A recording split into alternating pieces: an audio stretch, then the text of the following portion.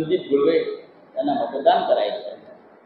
मगाशी ठाकरे साहेबांनी पहिली फेरी, दुसरी फेरी, तिसरी फेरी सांगितली।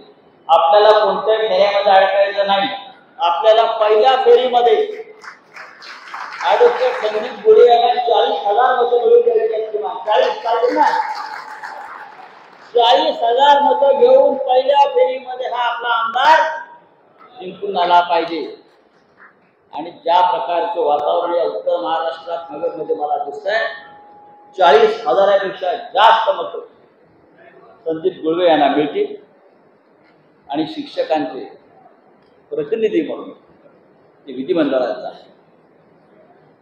आणि तिथे एकदा विधिमंडळात पोहोचल्यावर एक लक्षात घ्या, फरक कसा आहे, ते शिवसेनेचे आमदार असणार आहेत। त्याच्यामुळे शिक्षकांच्या प्रश्नासाठी तुमच्या इतकेच आम्ही त्यांच्या पाठीशी आग्रही असतो। उद्धव ठाकरे साहेब आग्रही असतो, कारण जेव्हा एक निवेदन आपण त्यांच्याकडे देणार आहात त्याची एक प्रत शिवसेना भवनात आणि मातोश्रीवर सुद्धा जात असते।